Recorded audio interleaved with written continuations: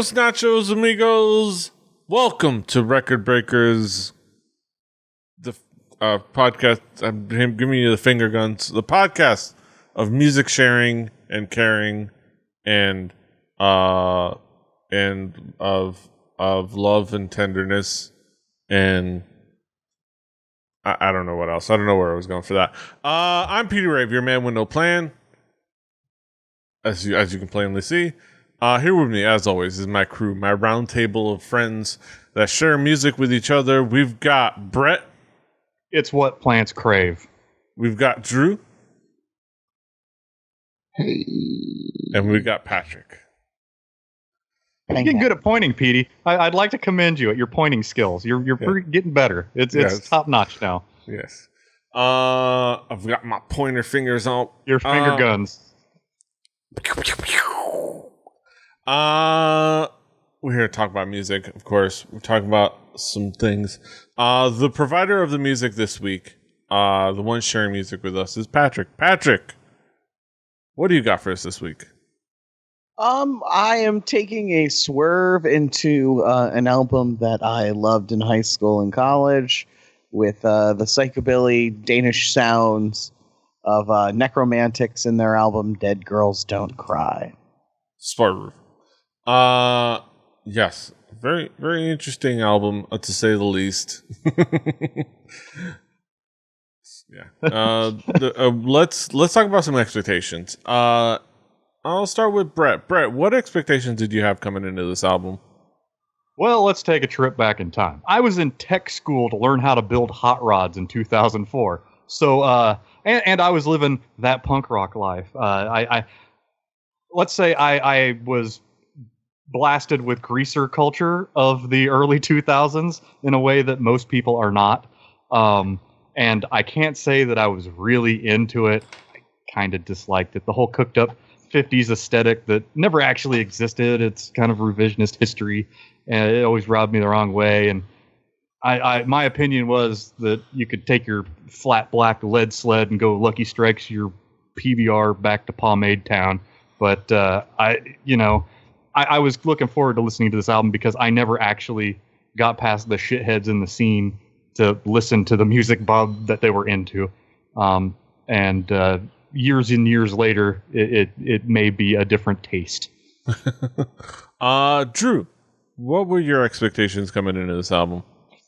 Oddly enough, his opinions on these guys are the same that I had with like trance and techno. We'll see if the drugs are cooler in trance and techno. That's okay. Fair point taken. But no, this was for me. This is one of those ones that it would be a soft pitch. We'll say that before we get into it. Mm-hmm. Patrick, how would you describe this album musically? What would be the themes, elements that caught your attention? I mean, that we would bring up.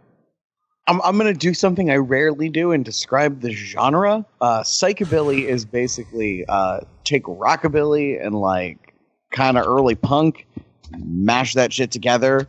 But it's not like real rockabilly. It's like Stray Cats rockabilly because it's much more real modern. rockabilly. Yeah, it's like it's rockabilly adjacent, but like sped the fuck up and turn the gain on the amps up. But it takes a lot of that sound. Instead of using an electric bass that goes sideways, they use an upright bass. Straight up bass. Yeah, so traditional double bass, as it were, and it has a very percussive sound because they basically are plucking it so it's slapping off the neck of it every time. So you get a very percussive bass sound. Sometimes at an alarming speed, which is sort of impressive if you've ever fucked around with an upright bass for more than 30 seconds. Were they using actual bass strings or were they using like Weed Whacker line? Like, I'm going to guess these were probably bass strings, but yeah, maybe. I mean, maybe it was the Weed Whacker line when they were using like an actual child's coffin and not making the coffin bass to sound reasonably acoustically good. But whatever. And another thing that is not exclusive to, it's not the all psychobilly, but a lot of psychobilly has sort of that misfits horror movie thing going on where everything's a little macabre and creepy, and these people really, really, really like 50s horror movies and shit. So you have kind of that, especially in this band and several others. But I had a period in late high school and early college where I was into psychobilly, and then I went to a psychobilly show, and it was fun except for all the skinheads and not the fun kind. There's the skinheads who just skank in the pit, and then there's the other kind of skinheads, and there were just a few too many of them there, and that sort of soured me on the whole genre. Drew is typing up his angry email right now. Well, I recognize that there are two kinds of skinheads. He definitely pointed out that there's most, a okay kind of skinhead who I think not the pissy Nazis. It's a definite difference between the OG skinheads from England just listening to the two-tone. Some of them were shitty too. Well, some of them were shitty, but that's a whole different subculture in England, just being pissed at certain groups of people. Yeah. Namely those from Pakistan. But that was the entire group, not just them, and they weren't going out killing people about it. But that's Drew's history lesson for today. There's a weird amount of overlap between psychobilly people and a certain kind of ska people in that sort of skinhead sense. I blame Tim Armstrong. I blame the idea of the good old days. And there's a little bit of Brian Setzer. Yes, Brian Setzer. It's all your fault. I too blame revisionist history nostalgia. Yes. Yeah.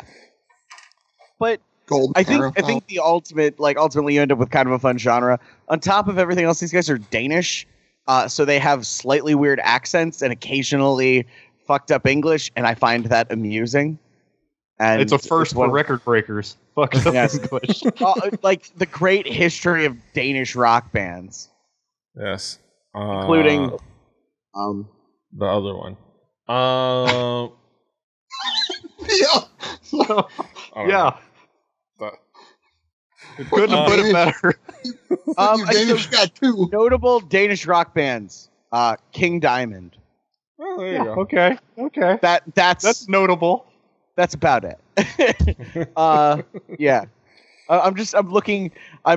Excuse me while I look at Wikipedia. Oh, there's also Volbeat. The Danish musician Wikipedia claims Lars Ulrich as their own, which means we don't have to deal with them anymore. So if you're sick of it, there's also Volbeat. There's a whole Wikipedia page dedicated to Danish bands. So of which there are none that are considered popular music. Yeah, I mean there's some ones with buzz. You know what? I'm gonna exclusively bring Danish albums from now on. Horror Pops had a hit. Merciful Fate. Yeah, Merciful Fate. I lived in a house where that was played a lot. So, Mew, not just a Pokemon. Sorry. I was familiar with that one. So yeah, we have a band from a slightly weird place for crossover, somewhat famous in the U.S. music, and it's also kind of weirdly rockabilly, but crank the fuck up. But yeah, Brett, what would be the themes elements that caught your attention on this album? Well, this album was recorded like a punk rock album. If you find out where this was recorded or who published it, not a big surprise. The guitars are kind of lo-fi and they've got that shrill, chimey, high-end, almost brittle sounding tone to it, kind of almost like surf. They do use sort of a surf reverb in the modulation that your tremolos and your vibratos and whatnot, straight out of that type of sound aesthetic. A lot of spring reverb. The licks aren't gonna rock your world if you've owned a Mel Bay Blues Theory book, but it's that you don't come in here expecting hot licks, because unfortunately in the genre you're gonna kind of be stuck with blues and swing progressions. That's kind of how rock and roll music works in general, but for this specific genre, especially music in the 50s that you're pulling from, you're going to be pulling mostly 12-bar blues, 2-5-1s, and Squiggles will come on sometime and explain all that to you guys. But the bass guitar, yes, it's turned sideways and it's big and it's fat. Don't expect Charlie Mingus, but the bass does walk. It's percussive and it adds depth when you've got the drums that are very minimalist in variety. There's a whole lot of kick and snare and a whole lot of hi-hat and cymbals, but there's not a whole lot of tom work going on. So having the thump thump thump thump walking around all the time adds something to it where the drums aren't able to. The problem that I had is the mix kind of sucks. You can't hear the bass very well, and it's kind of muddy. That could be the cut that I heard, which was straight from Spotify. But it was really noticeable when I'll bring up here in a second. When I came into this album, I was wondering, because there are things in rockabilly music in general where there's some tropes, and one of those is the froggy smoker voice polyped out like vocal cords, somebody singing.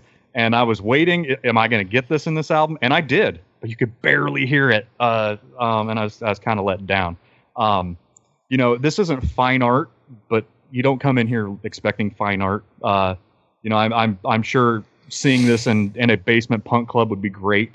But album wise, this isn't a tour de force of virtuoso musicians. This is a whole lot of feel. Yeah. Drew, what would be the themes elements that caught your attention?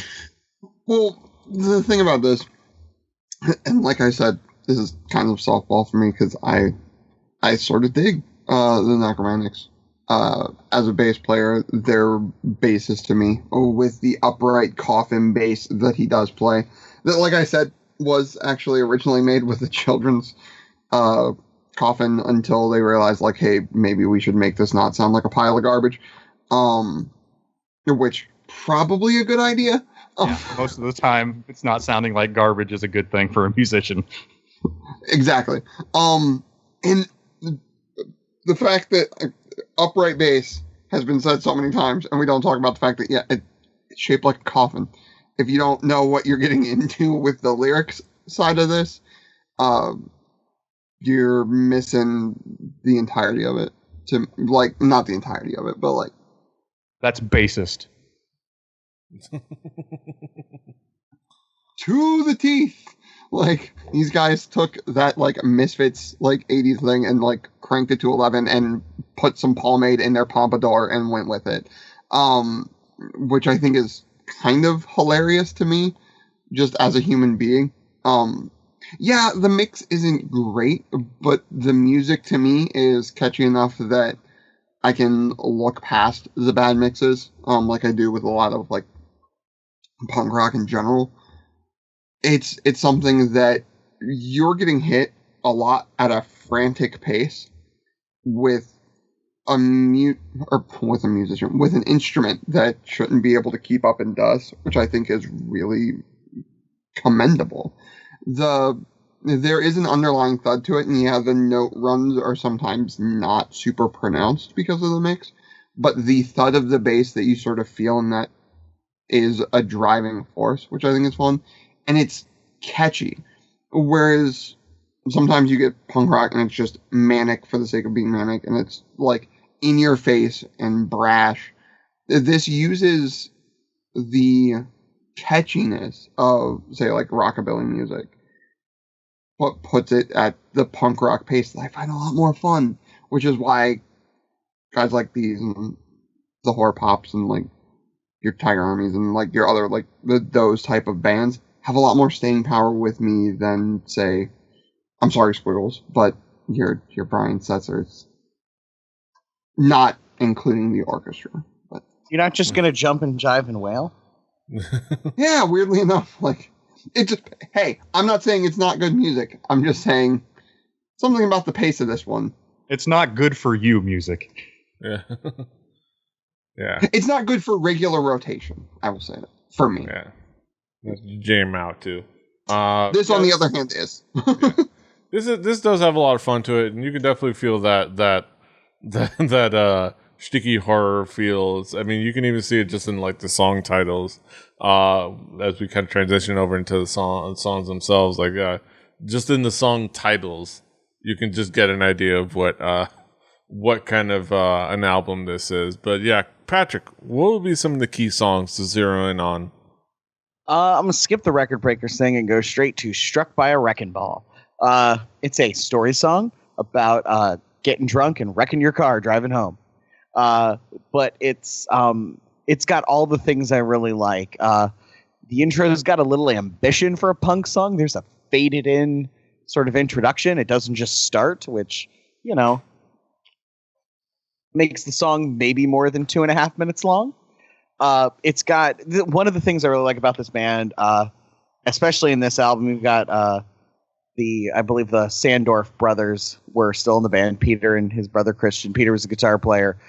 He played some cool stuff. It isn't, like Brett said, groundbreaking, but I have a soft spot. Nobody was expecting that. No, but I have a soft spot in my heart for sort of bluesy early rock and roll guitar playing. I think it's fun. You know, it's lots of bendy notes, but also some touches of meedly me's. But this song's got a little bit of that. I like the vocal harmonies are really good. You've got sort of the, as Brett said, gravelly voice, Kim Necroman, leading the band and playing bass, but then Peter's vocal harmonies are often a little nicer and more musically relevant, and it kind of works really well. This one's got a lot of guitar stuff going on and a fun guitar solo that kind of brings it home at the end. And it's a ton of energy. It's a really, really driving song, and it's a fun one. The title track, Dead Girls Don't Cry, has all sorts of fucking twang. It's got a really good chorus, again, with fun harmonies. And one of the things I like about them, again, they're Danish. English is not his first language, although he's lived in America now for a decade or plus, so I'm gonna guess that's changed a little bit, but he's got kind of an odd delivery, and sometimes the phrasing doesn't make any goddamn sense to anyone who graduated from high school English classes, but it's fun because of that. It's sort of part of their charm to me. And like this, in a lot of ways, minus the subject matter, it's a relatively straightforward rockabilly track, but with the gain cranked up and everything done a lot heavier and harder.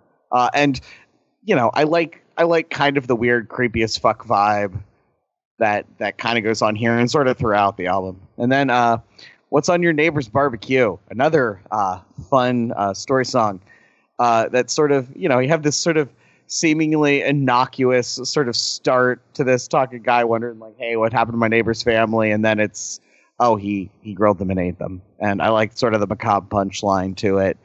And the music's fun. The chorus is kind of silly. It's got some ooh-ee's going on, and that's really fun. And it's got this, the tempo changes from sort of a relatively, for this album, sort of slow verse to like a full force, super fast chorus. And it's just a really enjoyable track. Mm-hmm. Brett, what would be some of the key tracks for you? The ones that stuck out to me are they stuck out for very special reasons that may not relate to everyone. Gulina. The opening sounds almost exactly like the title screen on Uniracers for the Super Nintendo. This week on the Threshers Roundtable, our panel of daredevils discusses Uniracers only for Super NES. It's like single wheel boarding. Down the track, double roll, flying. How did you find the two-player action? Man, I was calling, standing on the brawl, hit the ice, smash, flip, did it. Ace the goods time. Blue action, triple flip, bacon in the pan. Well, it appears then to be totally slamming. Next week, doing triple flips without tossing your countries. Good night. Like, I almost want to, I'm not asking you not to do this, but if you play them side to side, they will, I'm pretty sure they're even in the same key, because I was just playing Uniracers the other day. But this is the song where if you listen carefully, you'll hear the froggy voice in the wee parts of the mix. I felt like I had won the musical Where's Waldo when I heard that froggy voice. But it's actually a very, very well put together song. It's poppy and it's catchy. And it's also 4 minutes long, so it has time to breathe. noteworthy, very noteworthy. I saw a Stone with Your/My Name is another track that I wanted to talk about because you could tell that someone in the band had listened to some Motorhead. There are some parts of this song that are way too close to the Ace of Spades, and it is hilarious. Like it, very like it's something that like if you listen to the two songs together, you'll be like, oh, okay, I get that. And it's kind of strange because Motorhead is not even in it's a genreless band. It's rock and roll music, so I guess anybody could pull from it, but I was expecting more Misfits than Lemmy. But that's cool. Because it's that you could have worse inspirations for the way that you make music. The beautiful thing about Motorhead is they're one of the very few bands that both punk bands and metal bands will enjoy and recognize as an influence. They're one of the few. 60-year-old white men, too. Yeah. Like, oh yeah, I can get behind the Ace of Spades. Who would win in a fight is still one of the questions for the ages. A baseball bat or a knife. But no, the Dead Moon Walking. This is where I want to talk about the great use of toys. Vibra-Slap Notice. This is a classic in the Book of Common Sproing. If you aren't familiar with sproing, I'm a fan of strange musical toys or effects that are used sparingly but are somehow integral to the song. Think of the Steve Miller noise in Chromeo. Think of the OG sproing that was CeeLo Green had it was like a tap bell that somebody had pitch bent, so it sounded like somebody's bending the note and sounded like a sproing. The Vibra-Slap in this song really brings the room together. It is the rug that someone peed on, and I would be upset if that rug got peed on. But that over the line, Brett. The references are over the line. Well, that's fine. Fine, it's fine. Market 8, dude. New shit has come to light. Okay, the Vibra-Slap is one of the greatest percussion toys in the world, hands down. And I was happy that they employed it in this band that was generally minimalist in their recording.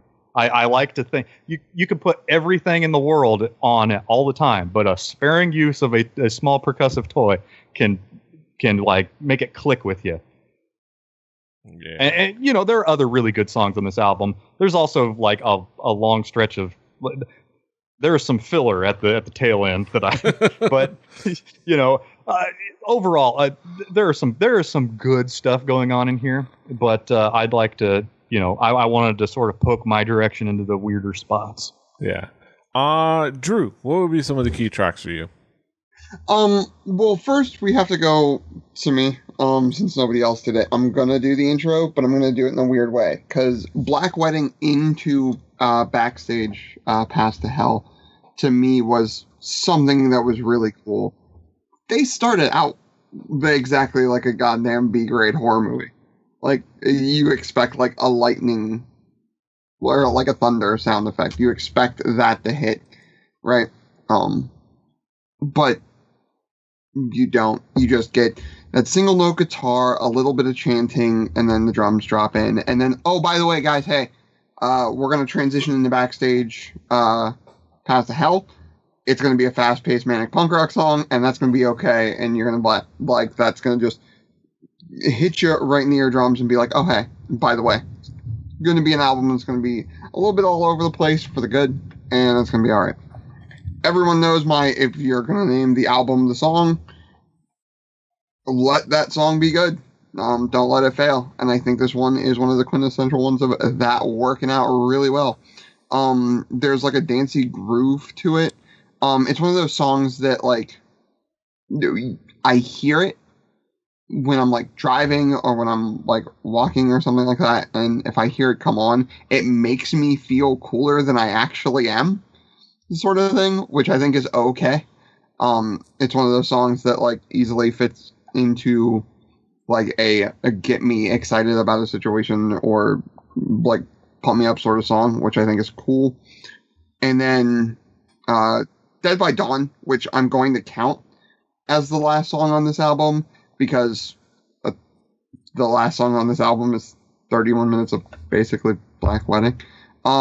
So this track is ending the album in a way that was sort of like the backstage pass from hell. It was jangly rockabilly guitar, fast-paced slap bass on a giant stand-up, and that's what you're going to get. And I think that sort of encapsulates what the Nekromantix are, is fun, crazy, fast music. So,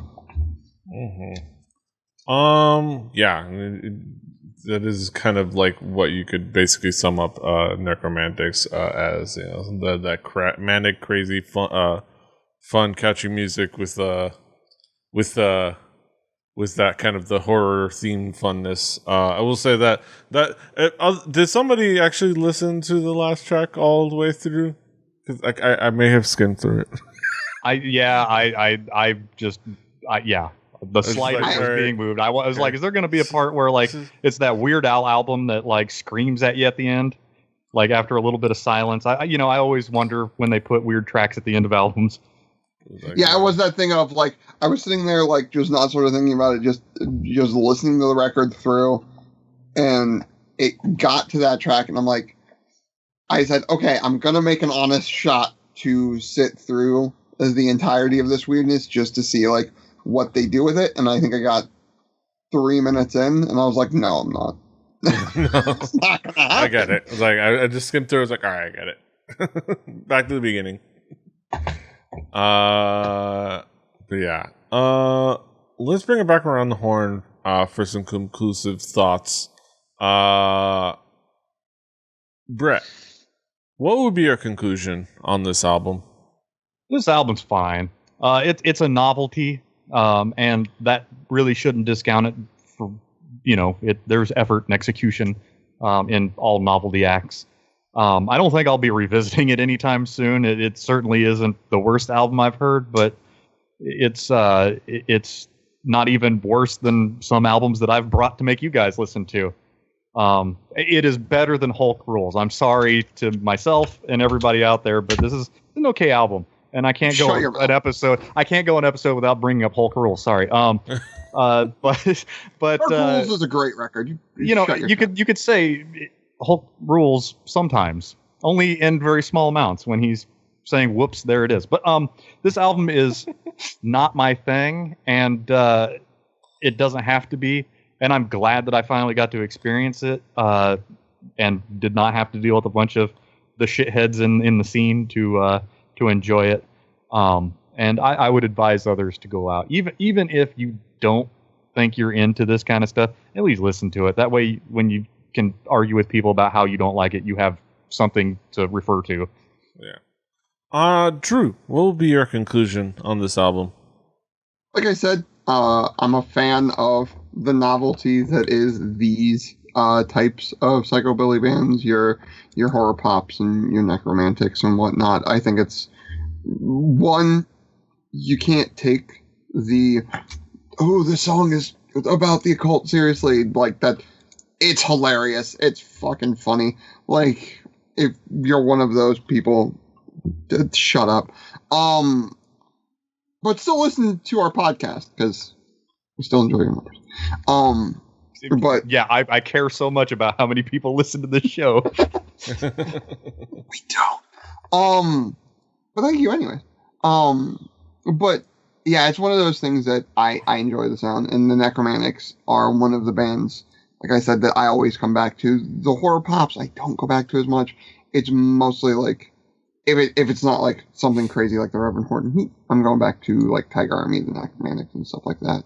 So these guys to me have the compositional chops that even in their like earlier Hellcat stuff, it's still things that are worth listening to. Whether it's your cup of tea or not, I can't tell you. I just know.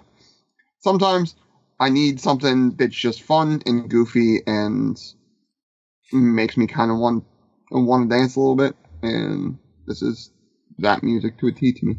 Yeah, this is definitely that music. It's fun, it's goofy, it's catchy, it's novel. That is definitely kind of how one would best sum it up. Patrick, what would be your conclusion on this album?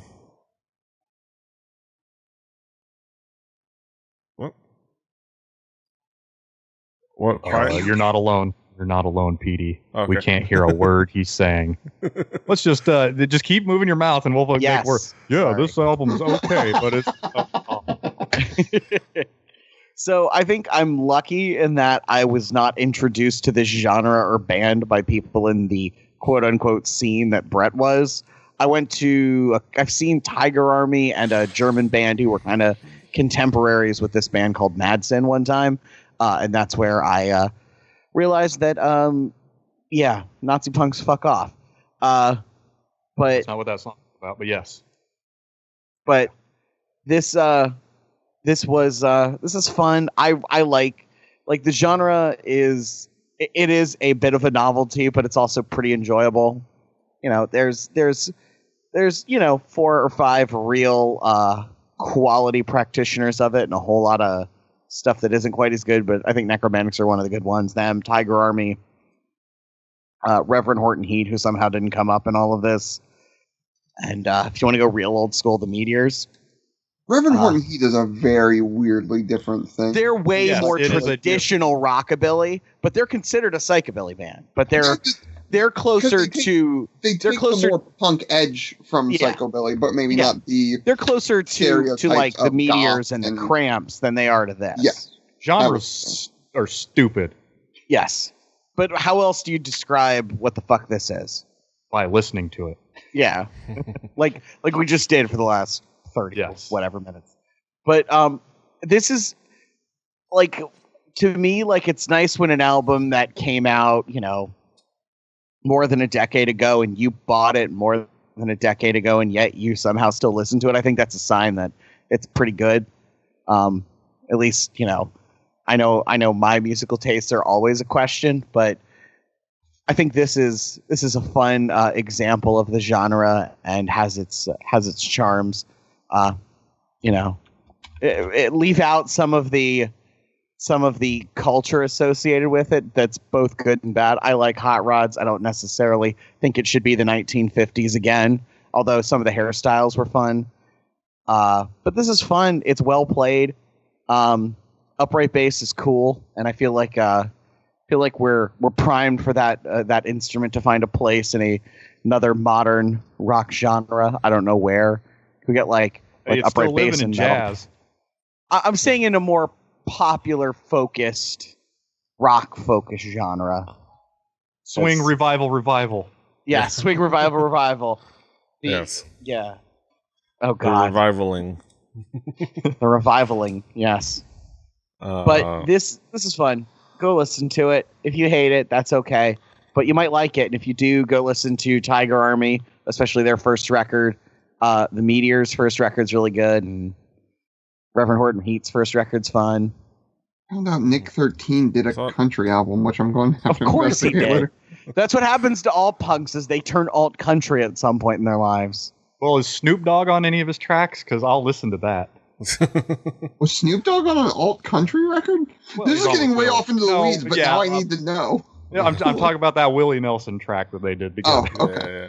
Not old country, just country. Got it. I'm trying to remember who the two guys that were doing country shows, but they used to be like in metal or punk bands. There are many.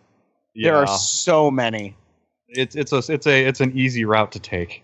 Mm-hmm. But yeah, it used to be the joke that guys in late '90s hardcore bands always ended up doing alt country.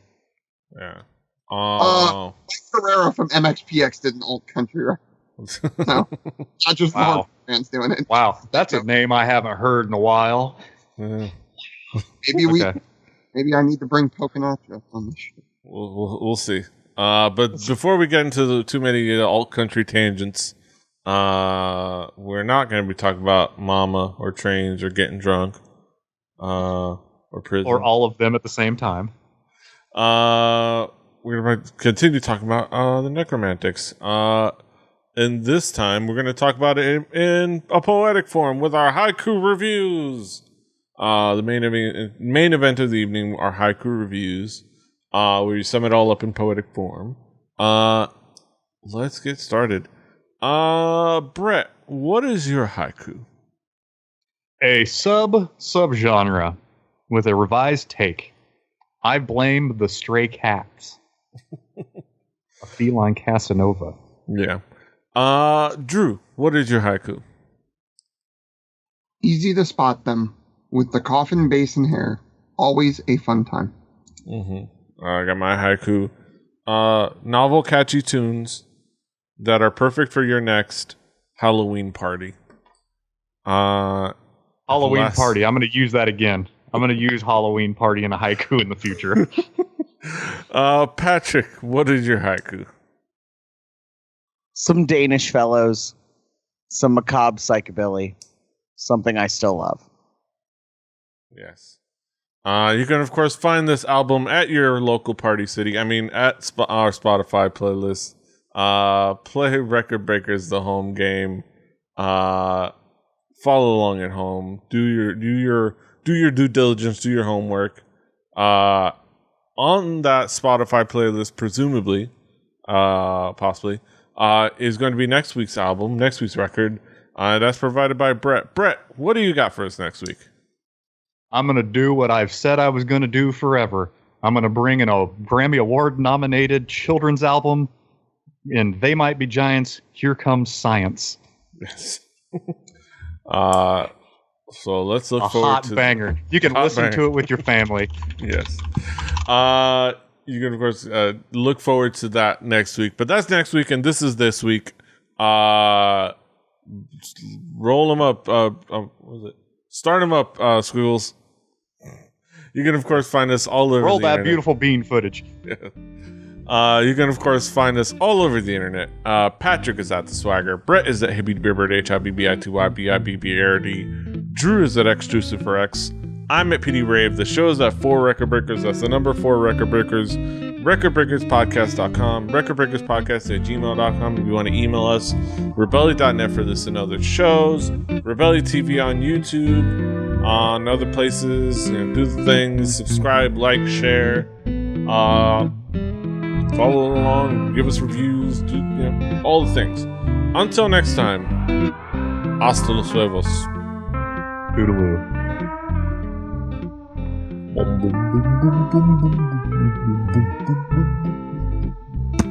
Dead people, dead people, dead people.